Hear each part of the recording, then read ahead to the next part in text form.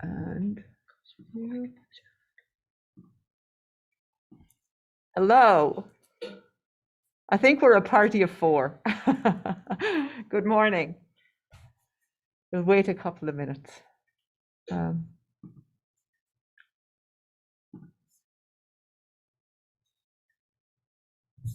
So, hi, Tessa. Hi, Laurie. We're going to wait a couple of minutes just in case. Irina is here. Hello, Irina. Good morning. Oh, how do I don't even know how to unmute you. Irina, my God, it's been years. How are you? And Laurie. Hi, Helen. I don't want just mute. That's silly. I'm not muted. She oh, just good. said hello. You did. Okay. Yeah, So I suppose we get started. This is just quickly. I'm going to start with our PowerPoint. Oh, there's people coming in, so sorry.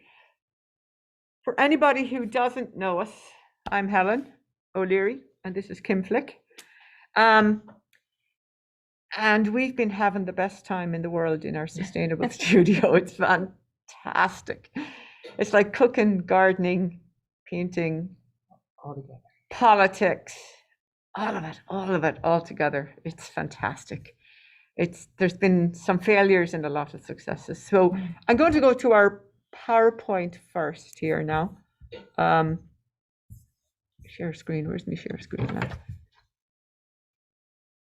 And go to the beginning of this slide. Oh, don't mind that.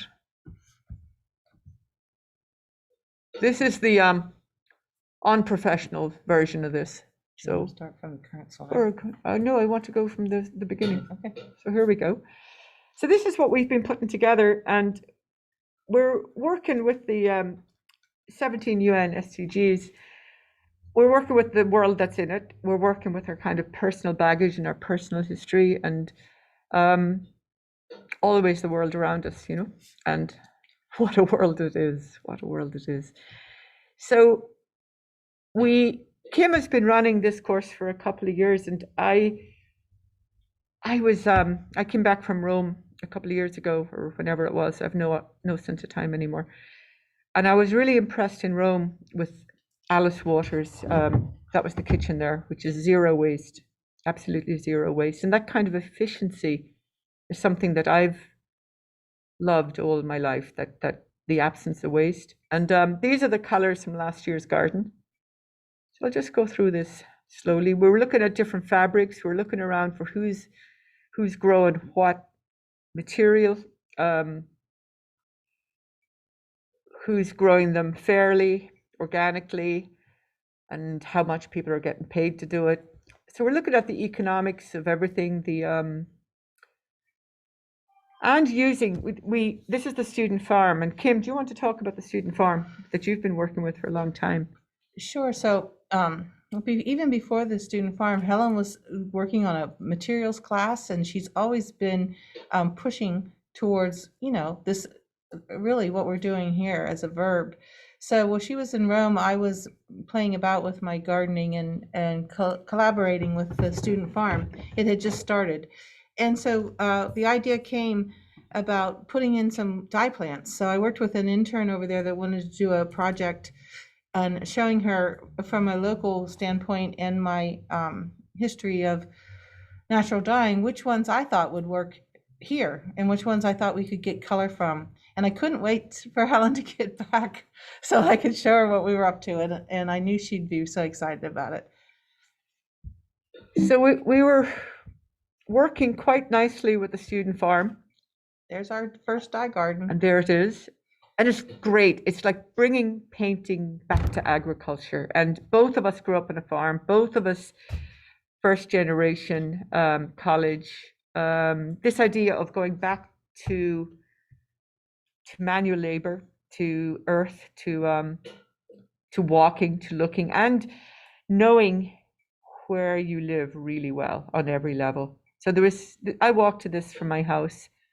And there's also kind of an urgency about it in that, once synthetic dyes hit the world, these lost arts were kind of gone. No one's going to work this hard when you can pour it out of a bottle. But fast forward to where we find ourselves, the fashion industry and the dye industry and the paint industry is only second to oil in its pollution.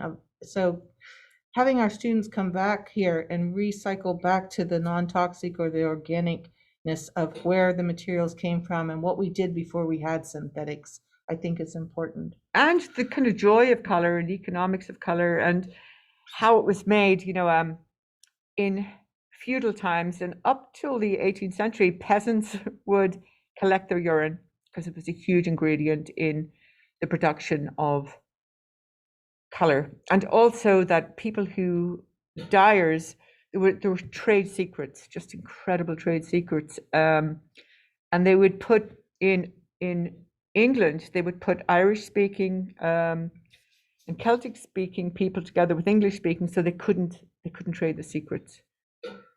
So this was our class when we could still, have a class like this. And when we moved to remote learning, we found ourselves with our dye materials we collected, but how to get it to them. And we came up with this idea of like a CSA, a community shared agriculture. Well, this was their community shared art. So we made up these packets. Some of them were sent, some of them they could pick up on their own, so that they could safe practice. And so everybody would come in and get their week of dye materials. Oh, what did I just do? Sorry, I didn't mean to do that. Their weekly share. So here's last summer. We have recipes. We're going back to Chinini is our source, 2nd century AD. And this was from my garden and Kim's garden. So we just, all summer we would experiment with plants, and a tremendous amount of yellows, I would have to say. And just researching the dye. But also our farm, the student farm, our dye plants were being moved out and there was nobody going to be there, and they were clearing space for they thought they were moving, but indeed they weren't. So we were collecting seeds like crazy and deadheading plants and saving and labeling, documenting all of our first goes.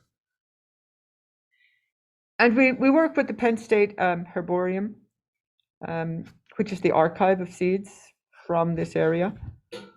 And this was our fabulous thing. We decided what we needed was a mobile dye cart that we could go out on site, that we could go to places that are off road and kind of get a sense of the color in that neighborhood. We could go to post-industrial sites in Pennsylvania, pick plants and somehow find out what color that area might be. And community events and farmers markets or whatever. But the big thing was the student farm has no electricity out there. So, and she's going to go solar and be off the grid. That's her mission for the farm. So we were like, well, that's Leslie Pill. Then we're there too. And we have our own mobile. So I started drawing this thing up, and then we got a wee grant, and we worked with students in the Learning Factory, and here it is. And so we wanted something that could fold up into the back of, we measured Kim's truck. So that was our time restraints, our space restraints on this. So we wanted something that could be relatively small, but could have a big impact. And our idea of we wanted an accordion thing that could almost be a fabulous spectacle. And we're working on that right now. We're working on that idea of big out of small. So these are earth tones. These are just from Earth's collection of earths. This was my calendar of what I grew in the garden. This was all the colors. I just every day would another plant. This idea of slowness is lovely. I think I was born to it. You'd wait for the plant to mature, and then you would every day. What color was that day? And I would go on walks, not too far, but my 15,000 steps, and I would collect lichens. And the thing about lichens and mosses, they're wonderful. They test the air. they will not grow in polluted areas. So some of these are lichens from my walks. When we lost the student farm, for the COVID era, I was panicking because it was kind of like my baby, and I was so excited about it. And Helen's like, "No, we got this." And this is buckets where of seeds. practice comes into, practice meets life. She's like, "We'll grow a syllabus in my backyard, no problem." And we did. She did. And here's we're looking at invasive species. We're looking at the tradition of paper making with plants, with what we have, with old clothes, and that's another part of the studio where we're looking around to what might be a nuisance and using it and as all a of our substrate. Materials, our supports, our paints, our linen, our flax, our canvas, everything, anything. So gesso, ink. I was really interested because in my own studio practice, I smash everything down. I take these mega narratives apart and bring them down to very small, like human scale. And pigment for me is the smallest, it's minuscule. And I just wanted to make these lake pigments. I'd read about them. I'd seen evidence of them in mummies. You can see them. I've got actually I threw a mummy in here. In 3000 BC, there's evidence of lake pigments. So these were my experiments with what I had. This one here is buckthorn. It was growing down the alley. This was madder roots, which we had, and cochineal, which we did buy from. I bought it, or you bought it from Kremer Pigments. But there was an old medieval garden too that had gone by the wayside. Nobody was interested in, and it went feral. So we were able to harvest some of that too. So I got a little app on my phone, to identify plants. So I'd go over there every day walking the dog looking for this madder, and we eventually found it. They were some more of our shares. All right. All right. Well, here's somebody else who we're working with Brandon Deal. Do you want to talk about him? Because you made that link.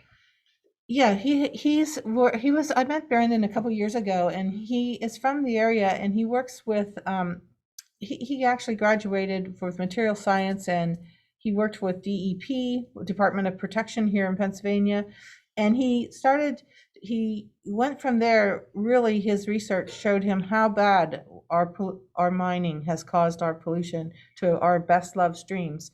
And Pennsylvania, people don't realize this, but we are only second to Alaska in water resources, in mileage of streams and quality of water. So, but the problem is, from years of industry, they are all threatened streams. So he went to work for a nonprofit called Pennsylvania Watershed Authority Foundation, and he's been adamantly working about cleaning up the acid mine drainage from all these. And he sent us pigments from what they've been working with. Here they are. And I love this part, Mars, Pennsylvania. That's where they're made. that's their where are these people processing from? plant, From and they're working and they're working with paint makers at this point. So we are working with these pigments, but we're also working with scientists from material science to find out what. Yeah, we've been a little hesitant. Well, there's manganese, beautiful color, tears your nervous system apart. We're being cautious with them, but we have a collection of them. So here's the dye garden from last summer, where I just had an old stretcher, so I made a clothesline out of it. And here's some of the dyer's chamomile from the farm. So, and here's some eco prints. How we test for color. How we test and what modifiers we use and what plants we use, really.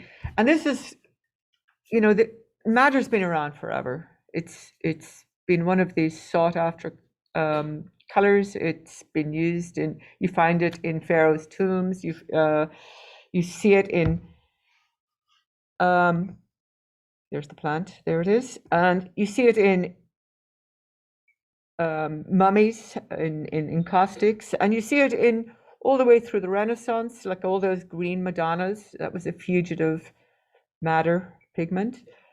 So we made it last week. This was our recent batch, and it got a really, really vivid, vivid pink, almost scarlet actually. So here's the process here where we put the potash into the mixture. What we did with this, we soaked it overnight and then we strained it to clean it. And we then use it for dye. And we use what came off as a dye, and then we heated it with water. We started with 100 grams, so I put in I think 700 or 800 grams of distilled water. Heated it to 70 degrees. Not if you go over 70 degrees, you lost it. It's all over. You end up with brown. It's all over. So we're sitting there with our thermometers, and we got it up to there, and we left it there for a few hours. And then we strained it. And at this point, the pigment's empty. So you move that out, you squeeze it out. And then we put in alum. We put in 100 grams, the same amount of alum. And we heated that again, not to 70 degrees.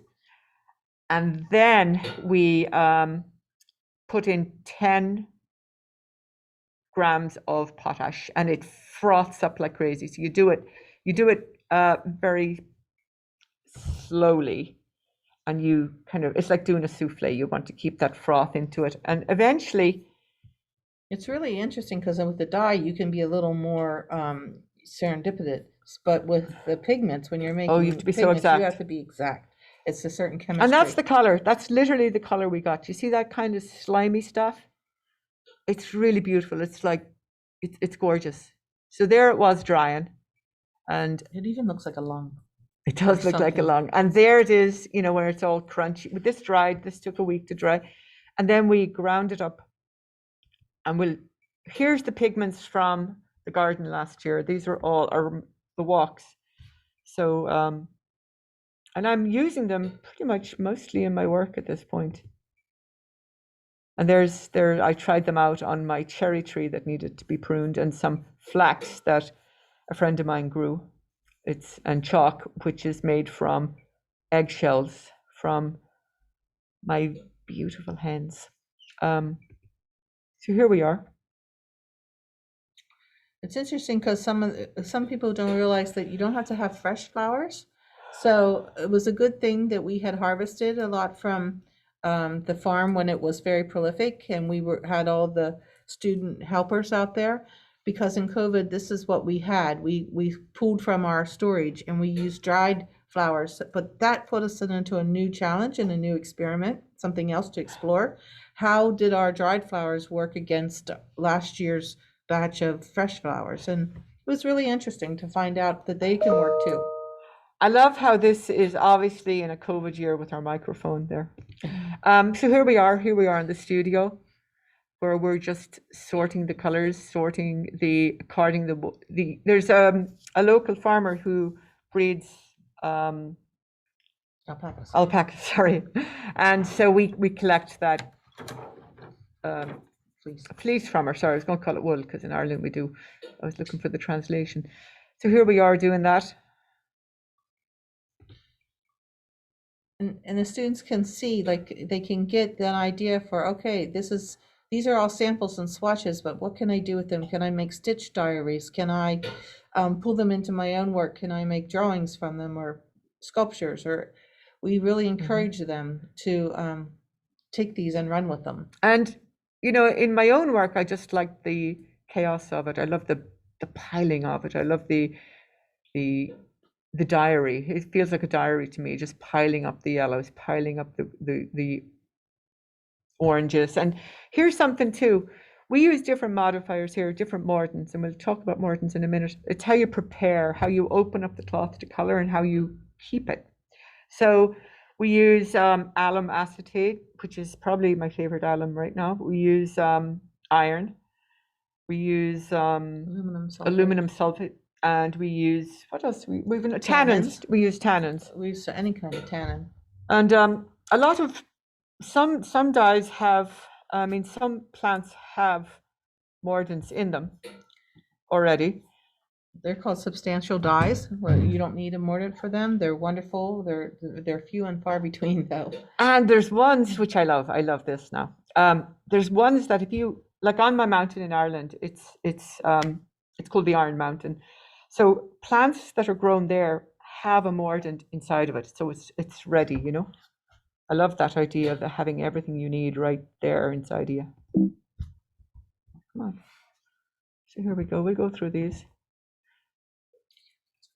This was from an eco print that we made last week, where we'll show you that process now.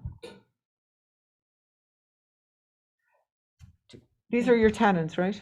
Yeah, so you just you can take any kind of fiber. It's really great for scraps and anything. And you can mordant it, you can leave it by itself, you can test for color. So if you pick a plant, say you want to see what madder does or madder roots, you can put them all out on this and roll them up and steam them or heat them for a couple hours, and they will give they'll give their dye, they'll release their dye. And you can test, before you ruin a silk scarf stay, you can do all kinds of things. Before I learned about mordants, I would always use tea, black tea, or any kind of tea really. Oak, the gallnuts, the oak itself, just pieces of wood, anything. Cherry tree sticks, any pruning, and just make a tea out of it. Birch bark. Birch bark, sumac. So here we have different fibers that have been mordant, and the top one is with the alum, and then you can see the tea, and then the iron. And then we can put these in one color, and you're going to get a whole variation of colors. Just like it's your palette, just like if you were drawing or painting, your value scale or anything. The economy of this just gets me, you can look in your cupboard and have all these colors. This was last week's experiment with our eco printing, with that wonderful dog at the end of it. She's our quality inspector. So do you want to talk about where we soaked these cloths here, these blankets? It's just cotton, the bed sheets cut up. Yeah, so one of the things with an eco print is it's basically contact printing. It's a little more involved with that because there's a chemistry to it. But the important part is it has to be tight and in contact, or you lose your print, just like if it's a sloppy print, right, with anything. So we use an iron blanket on the bottom. An iron blanket is one that's the size of the scarf, and it's been pre-mortared with iron. And then we lay down a whole bed of dry dandy marigold, African marigolds, then put the wool and silk cloth scarf, then all the flowers. It's like making a sandwich, really. So the iron leaches out of the blankets, but you also sprayed them with vinegar. Yes.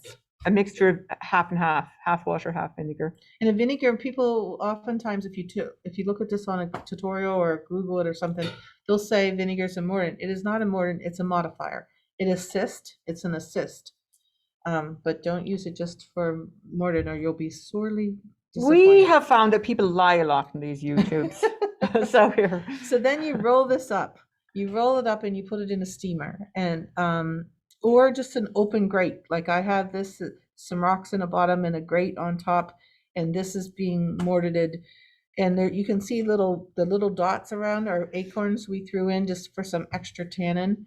You can also throw in lawn clippings, you can throw in compost, you can throw in whatever you want to get color if you want color. And any pipes too. We have copper pipes, any bit of pipe you have lying around, or a stick with lichen on it, because that's gorgeous too. So even if the plant doesn't yield color, you won't be disappointed because you'll get the negative shape of the texture and line of the plant. It's really, that part's beautiful when it happens. Here it is, we're unfolding it. So you even have the lines that the string made in the contact printing. These are our mordant stashes that we have all ready to go. It's nice to have a whole stash of mordants so that when you finally do get a good plant and you say, oh, this is great, you have lots of stuff ready to dye and you don't have to wait 2 or 3 days to mordant your fabric, and then by then your plant is dead. So you collected. You scour all the fabric. We go to thrift stores a lot and pick up whatever, or natural, either protein or cellulose fiber, And then we scour it to get all the old detergent out and all the oils out. And then we mordant it with either, tannins, alum, iron, which is an easy process. And we fix them with calcium carbonate. So they're ready. They're ready for us. And here we are. And here we have our madder growing for next year. It's we collect the poles off our materials, as they come in, and we chop them up because they're made of cardboard or paper, and so this is next year's crop. So you're always it's like farming. You're always thinking ahead. You're just always thinking ahead of this. It takes 4 years to mature, so we continually plant. What's ready to go? What are you nursing to be ready to go? So that is that. So I'm going to show you how to make ink now. And we're going to start with oxgall ink. It's the easiest ink, so that's where we're starting with it. It's the ink that's in the Book of Kells. The black ink that's in the Book of Kells, this is it. It's I'm going to change the cameras now because I've got a little spot over here. Let me see if this is working. Oh, there we go. So here, you can collect these if they're growing in your neighborhood. And they're just wasp nests. You'll see them on usually oak trees. They have a little hole where the wasp comes out. I don't know if you can see that. Well, I suppose I'll bring it up to the camera. So you can see they're full of tannin, obviously. It's tannin acid in them. So what I did was I soaked it overnight. I ground it, or you can buy it ground. Kremer Pigments have these. Maya in Canada have them. So I ground it. I have an old coffee grinder that I just use for that. Soaked it overnight with, how much water did I put in? I'll give you the exact recipe. I had it written down here. Here it is. It's 2 ounces of oak galls. And then, how much water did I put in? Sorry, I should have known this.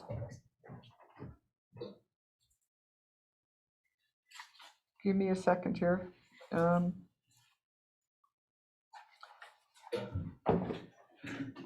I put in 2 ounces of that, and then I put in, I think, 500 milliliters of water, distilled water, because you don't want the minerals in it. And there, I left that soaking overnight. And this morning, I strained it to get all the sludge off the top of it. So that's no good use to us now. So I'm going to throw that away.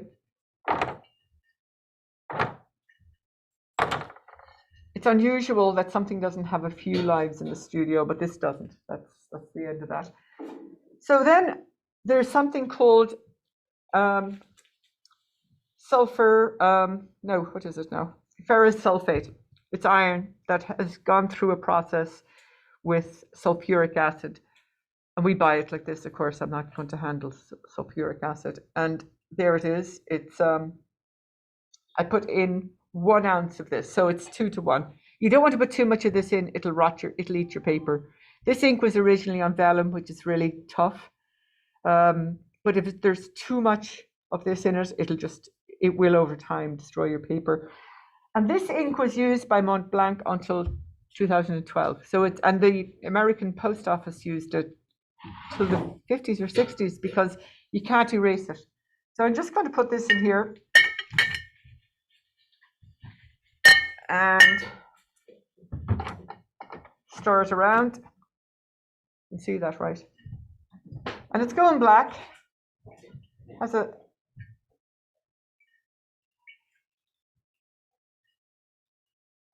it's light grey, and then I'm going to put in a little bit of gum arabic.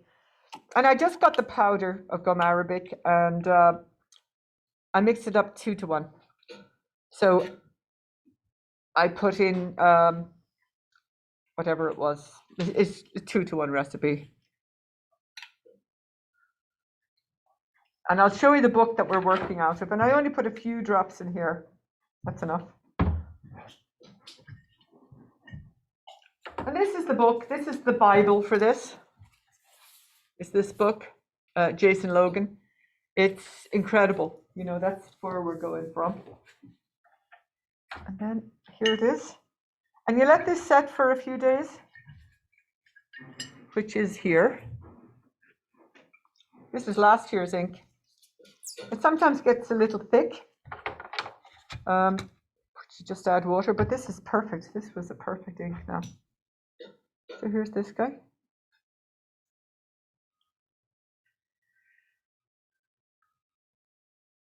And it goes on grey, but tomorrow that'll be black, black, black, really pitch black, soot black. So that is really the easiest starter ink to make. It's perfect. Nothing goes wrong. You don't have to put any cloves or anything into it. And this is an ink I made from buckthorn. And the only thing different in this ink is that I put cloves, oil of cloves in there, so it wouldn't become toxic, you know, because it's biomaterial. So I'm going to show you this one. And I used the same buckthorn that I got from the lane to dye this and to dye this piece of material and this one. So it's going to range depending on the mordant. So I'm going to show you this ink. It's a beautiful yellow. And here, I don't know if you can see it, but kind of a beautiful yellow. And the other ink I made was walnut. I made a ton of them actually. These are the ones I brought over. So you'll see how that black is actually getting really black already. Oh, it's a very light one actually. I have a few here. Oh, there it is. And I have coffee ink. The big question is, how archival are they? My colors haven't shifted since last year. Leonardo did drawings in there's the walnut. A lot of Leonardo drawings are with gall ink, so they're doing fine. And here's the coffee ink, which as a coffee addict I love. So there we go.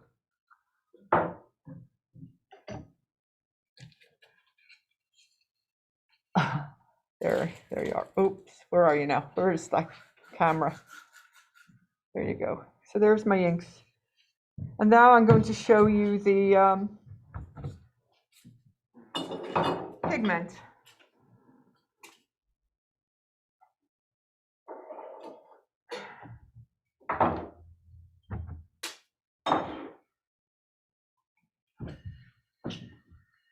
So we'll bottle this up, and it's good to go forever, really. So here is our, I don't think I'm going to go into the television business. It's hard to. So this is the root. This is just madder root that we dug up. It's just lumpy, and it's a root. It's a root. And here's what it looks like now.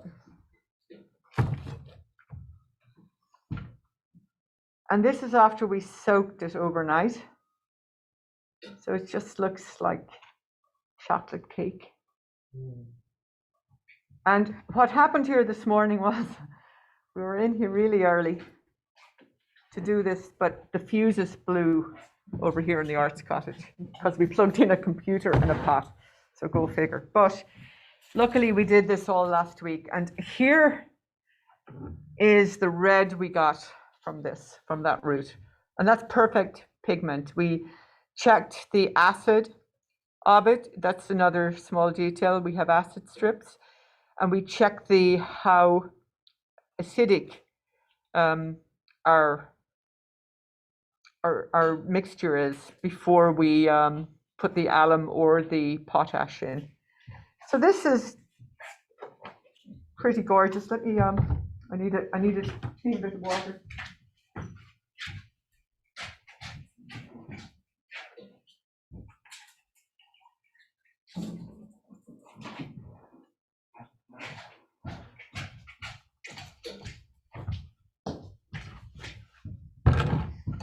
So I'm going to show you how gorgeous this pigment is.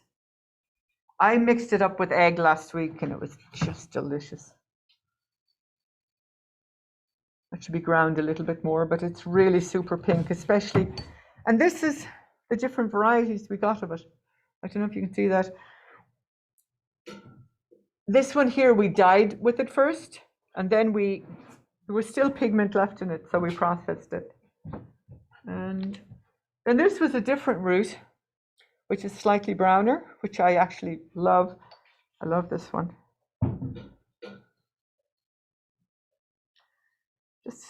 It's just a different root, so it comes out a different color.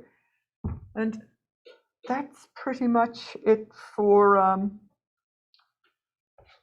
pigment and dyes. Oh, no, we haven't done dyes, but we have an eco print in process over here. So we're going to, do you want to just switch on your camera or do you want me to just bring this over? I could bring it over if you like. You can bring it over. All right. Okay. So let me just have to worry about losing our connection here. Let me take this guy out here.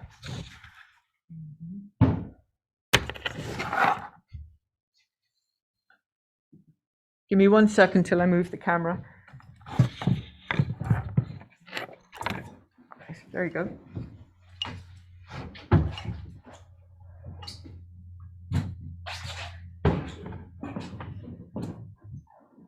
You got that? I can't see what you're seeing, but Show me the cord. it's not supposed to. I see. And why is that not going to that? Huh. It's not picking up that camera. There. Here we go. So Kim is over here working on an eco print, and you can see her setup where, actually you talk there. She's been working on these for a few days, and it's Let me have something to show you. I prefer to use a watercolor paper for the first test, just to see what kind of patterns and what kind of prints we can get from them. These are iron prints, so you can see if the iron takes with the dye, then you know that this is a good combination: chrysanthemum and iron, or chrysanthemums and alum, chrysanthemums and tannin. Every time we get a print with chrysanthemum, so we know they're a good dye plant. Other ones, you might lose some of the print, and then you have to wonder, is it because I see they've got a lot of water in here bubbling? And I'll show you the process, it'll be really good. But sometimes you have, just not really a print of any kind, and that makes you think too, well, what can I do different? But they're still beautiful in their own right, I think. There's still papers and beautiful organic patterns on them. So you can also do it on cloth or silk, and with varying results. And this was with, we threw this one in with a logwood dye that we had made, and we can see which which plants play well with the logwood and the iron. So you can see when it makes a really great print, you're really excited about it. Anyway, so I'm going to show you real quick how one of these come to be, and also we have one to open. We also collect the shavings from a friend of ours, of mine in Ireland, is Gary Leahy, the bow maker, and he gives me the shavings from making bows. He makes with Pernambuco. Can I move it over here Yeah. to the roll? What are you looking for? The rolls, the steamer in here. Oh, yeah. So here You we can have see a that. little asparagus steamer, and I just have a little bit too hot. I just have one bundle ready. So you can either put it in a book, you can put it in a roll, or you can put it in a steam bundle, like in just a regular steamer on the top of your pot. And they don't have to be flowers. This is just a beautiful oak leaf print when when you're cleaning up your yard or whatever. So there's lots of fun stuff you can do. So here I just want to show you real quick what I'm doing. We've been collecting the little bits of scraps of canvas from upstairs when Can you see this? the painters are, cutting their canvas. There's always strips, so we collect them, So here's some onion skin that will make a really nice print, and I'm just spraying it. In this one I have alum. You can spray with your mordant if you want, or vinegar. And then you just arrange your shapes however you want them. You can use colors, and if you're interested in color, or if you're interested, don't be afraid to use green, because green really is where a lot of times the color is at. And don't be afraid to use white, because you think, oh, it's just white, I'm not going to get a color. That's not true. You might get a color, and wouldn't that be exciting? So then here's a paper, and then I'm going to stagger with a mordant cloth. I'm going to use some of these larkspurs. My larkspur isn't blooming right now, but my sister is a florist, and I bought some off of her so that I could have a little fun of color here before. Nothing's really blooming around here as much right now. And then we'll put another one like this, just finishing it up for you. And you can see how I bind it, and that way it goes fast, because a lot of this stuff is pretty slow going. Oh, I'm trying to, sorry, I'll make you all dizzy there.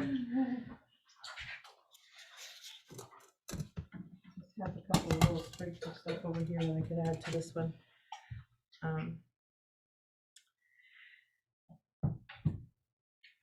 Okay, so then we'll top this off with our sandwich. That's better. I'm kind of a foodie, so I'm always relating things to food. My bundles are pierogies, and my books are sandwiches or s'mores or something.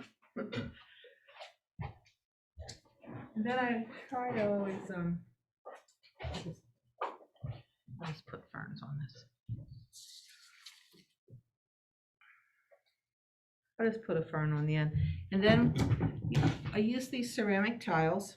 We use these in the class, and this side is for sticking to the floor. That would give you a different texture. Sorry. But I want a nice contact of the botanical print, so I'm going to use the smooth side. And you just push it all down, and then you're going to bind it. And you can bind it any way you like. But there's a little bit of a art form in that too, in that, see, like these fell out. If you're too loose, you lose your material, and if you're too tight, the steam and the water does not get in there to work its magic. So it's kind of like holding a bar of soap. You have to know how tight to hold it so it doesn't slip out of your hands. So I go a little bit loose with some larger rubber bands. Everybody kind of binds their things differently, but I'll bind this up for you, and you'll be able to see how we drop it in. And then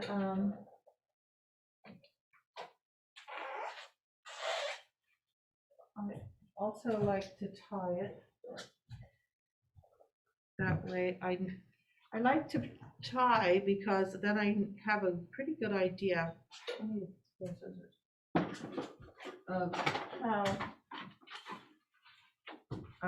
how tight it actually is. So if you just wrap it up like a present, one way and then the other.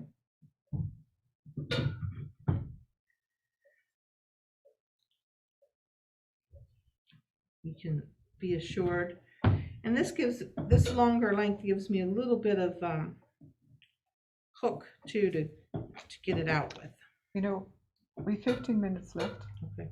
so it'd be nice to have a time for questions as well. Okay, so I'll just put them down in here. We have a pot boiling, can you see? Hold on. And you just lower it down in, and I have a horseshoe in the bottom. You don't want to put it completely on the bottom, or so it'll scorch. So the horseshoe adds tannin and iron, and then there's a little bit of leftover logwood from yesterday in here. We'll let this steam and boil for 2 hours, and then these are the kind of prints that you get. But you will also bundle. You can also bundle like I did with these. This is on an aluminum pipe, and you can see Steaming oh, up. sorry, steaming up the camera. Oops. But we have a big roll on roll if we want to. Do that, and then we'll have Okay. questions. So. All right, so over here is I don't know if we can get it over there. Here's our big guy. Right. Hang tight. We have to move around. Right here. We'll do it on this table. Yeah. So you can see it. And Do you want to? Can you see in? Do you want me to oh, just bring it over. Oh, it's like And we did our biggest one. This was the one you saw with the dog in it with all the flowers. And we are hoping, we never peeked at it. We're hoping that it looks really great. so can you come up back in here if you don't mind?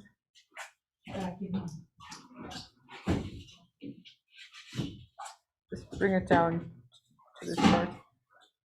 It's really quite large. It's about 6 inches. Table. Come down here first. Yeah. Yeah, open it up down here. So you had to leave it cool for a little bit, allow it to cool. So I'm just going to cut. Usually I take the time and don't cut, but you can see that it even dyes your string. So, you know, like Helen said, nothing's lost. We use that again. What? We use the string again. Yeah, exactly. You can use the string. You can use it in a project.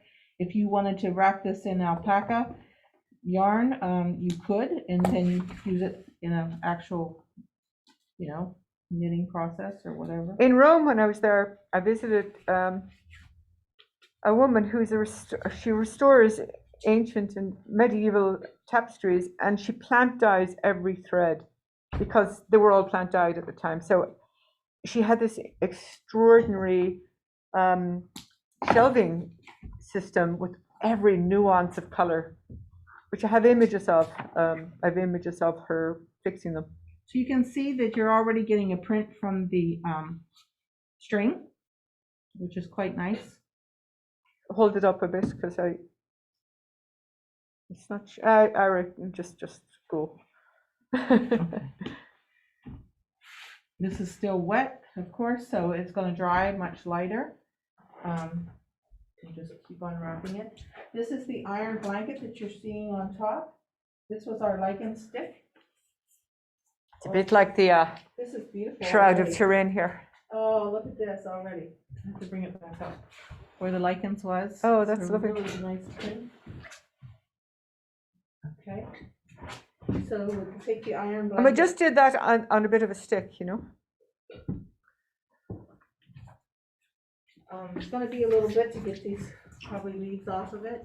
It looks like the wool scarf got really dark, It looks like compost. but that's okay because it's hard to get dark. Oftentimes it's very hard to get dark. Oh, that's very beautiful, actually. So here's our one. Again, they're only bed sheets that we soaked in iron because we wanted that iron or But to leach in. when that is ironed and dry, it's going to be so beautiful.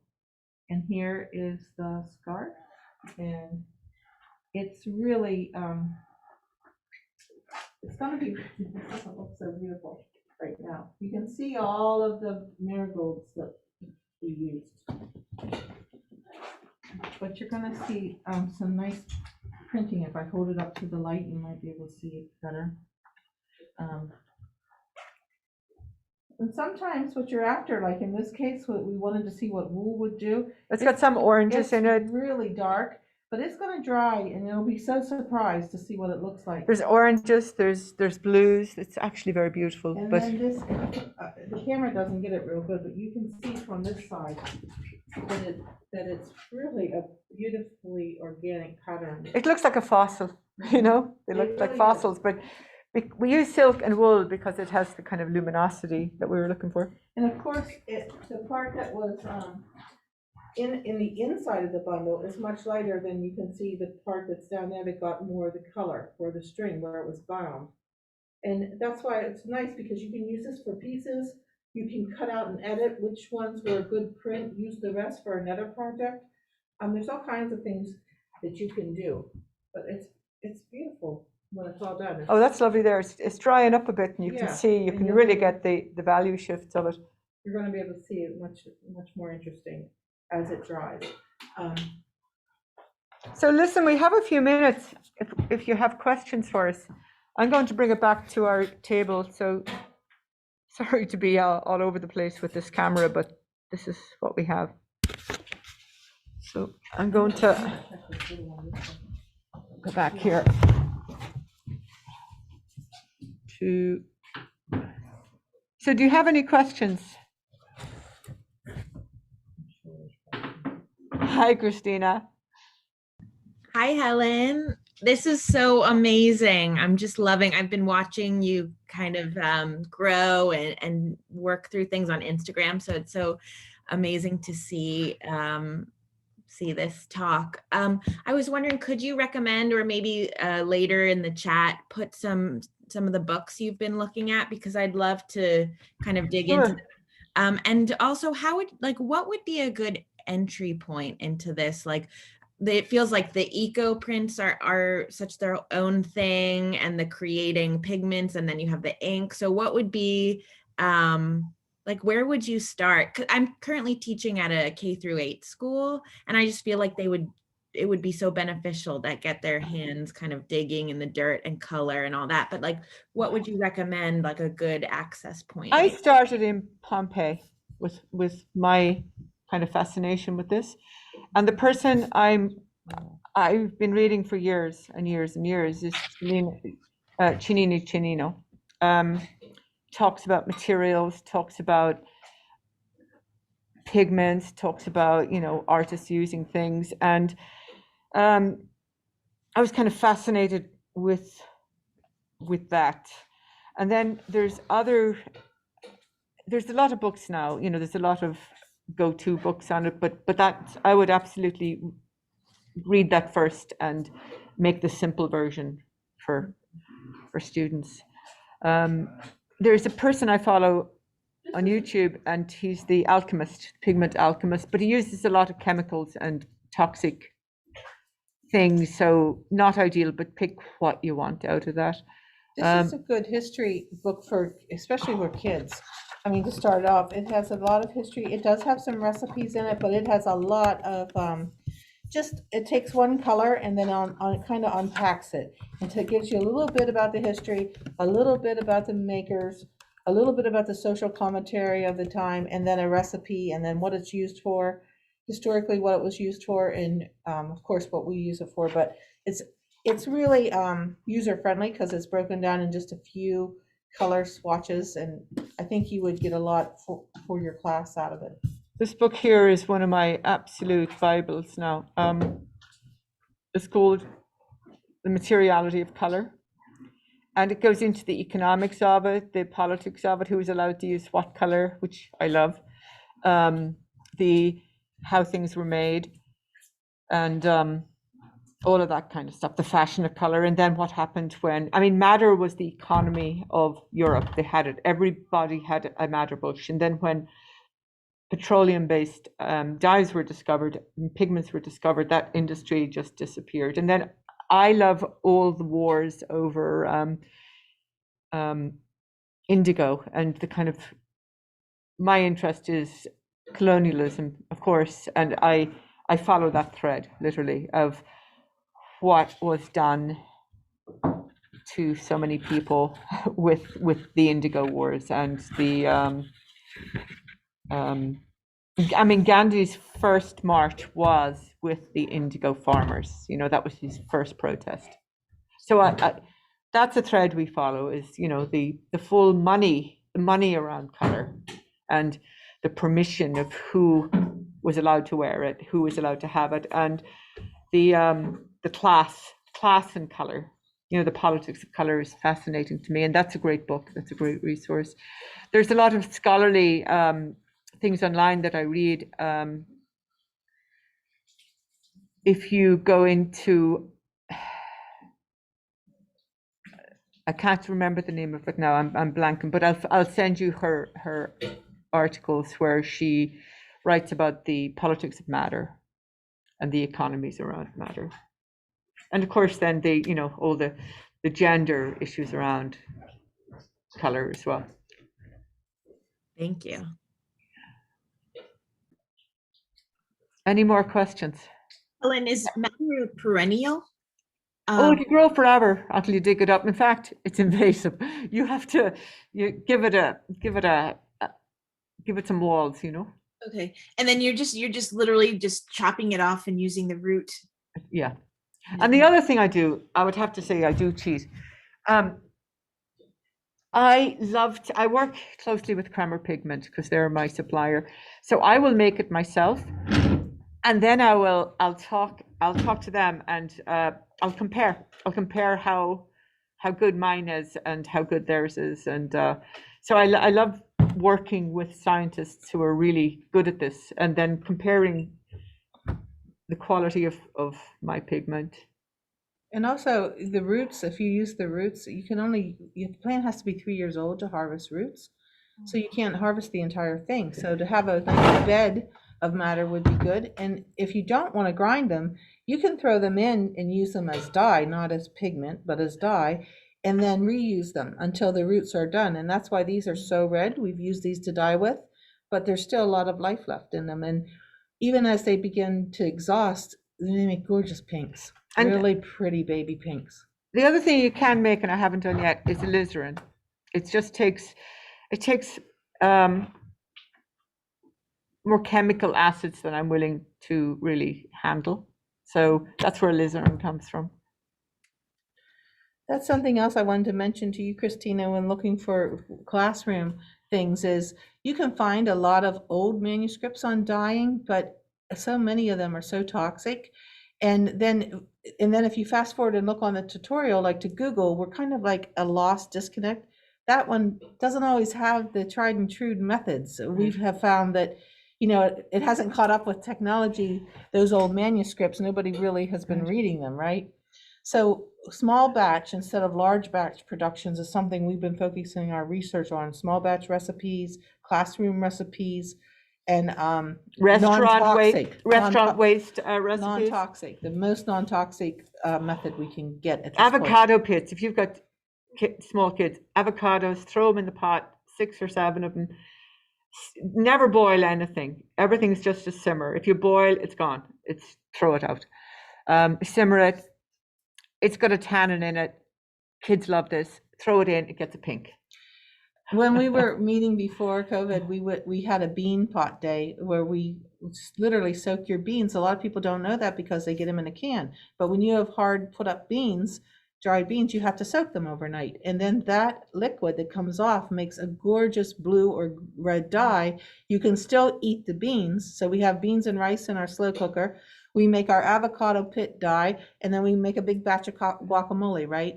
So nothing's wasted. It's literally eating your art materials. And the other thing I'm kind of fascinated with is woad. And woad was all over Europe. It grew everywhere, just everywhere. And the Celts and the Britons would cover themselves when the Roman invasion happened. They would cover themselves with this blue dye to look ferocious, but it was also not only to look ferocious, it's an antiseptic. So it was a prophylactic against infection. So they if they got a cut or whatever, they were okay. It wouldn't become infected. So I love that idea of color.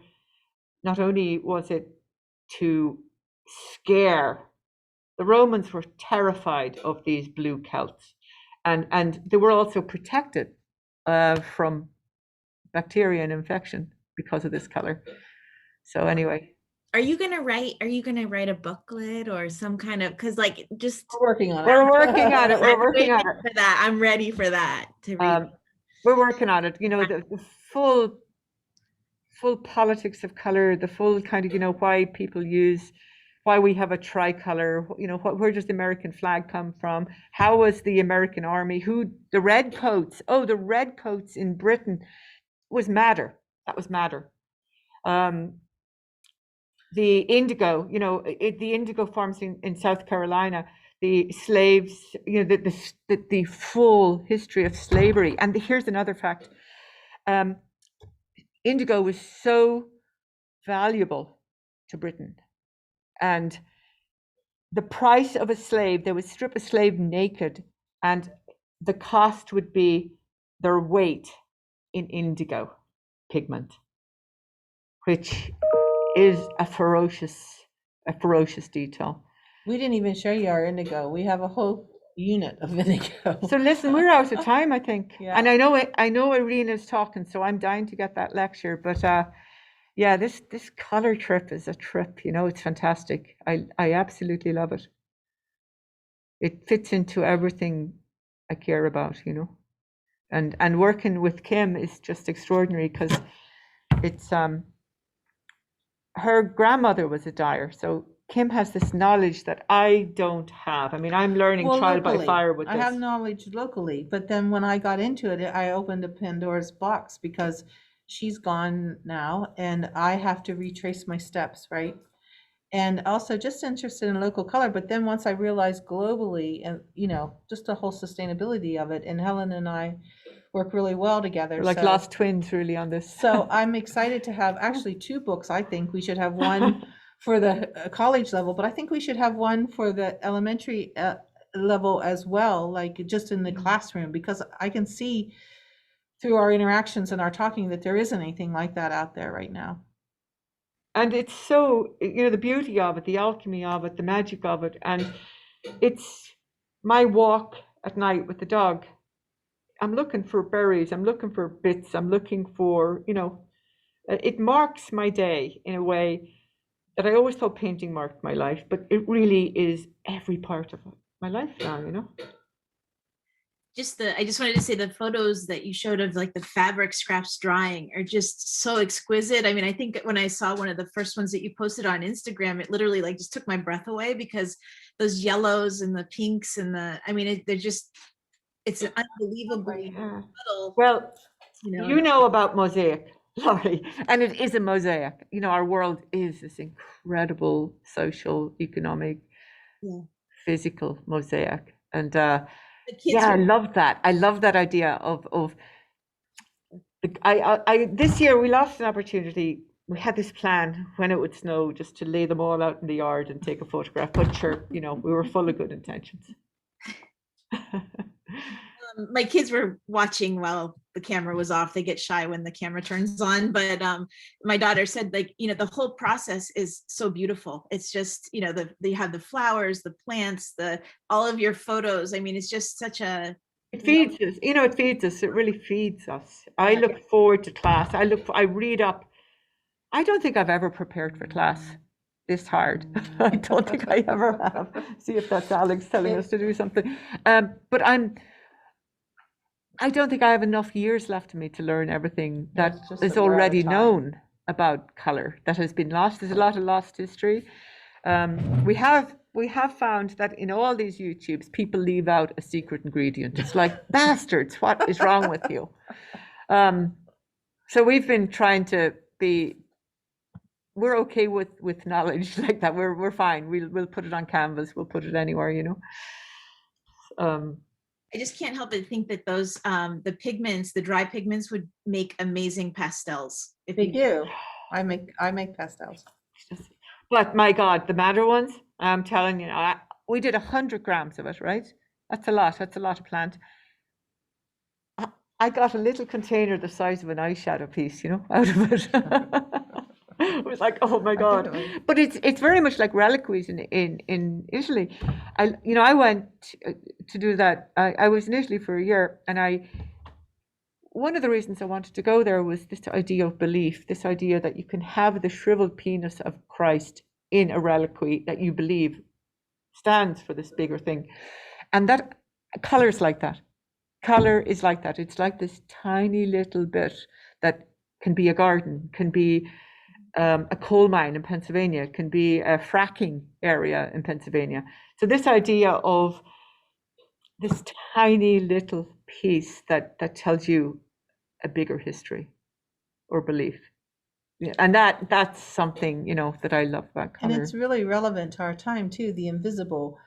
How toxic it is, the invisible, the air, the water. Even if you look at water and it's clear and you drink it, we drink it assuming if it's clear, it's good. That's not always the case, Yeah. Anyway, that's what we've been doing, and honest to God, it's I'm obsessed with it. It's I'm addicting. It's obsessed with addicting. it. You'll become hoarders. Yes. Oh no, that little piece of rust, we need it. Oh no, that little piece of. I was already a good hoarder, but now I'm like, oh no, we need that pot. We need those roots. We need that old rusty old pot because it's got a mordant in it, or aluminium pots that nobody would ever touch. We need them because it's alum in it, or all these you should see around us. It's My husband said, "What are you doing with those pipes? Why are you collecting all these pipes?" Yeah, and drying flowers. I always dried flowers because you put them in a book to remember where you were, and now I have stacks of them. I have stacks of dried flowers and plants and Right. everything else. But I do want to go see Irina's talk because it'll be brilliant. She's just Right. a genius. So I think she's somewhere out there in the other world of the internet. But thank you for tuning in. It was so nice seeing you, Christina, too, and I'm meeting all of the rest of you. Yeah, Tessa, Thank you. great to almost meet you in real time. And I don't know Neil, but hello. And Dan, God bless you for tuning in. And Laurie, I'll see you back in Jersey City. I'll be documenting the colors of Jersey City soon. I was going to say that could get really interesting.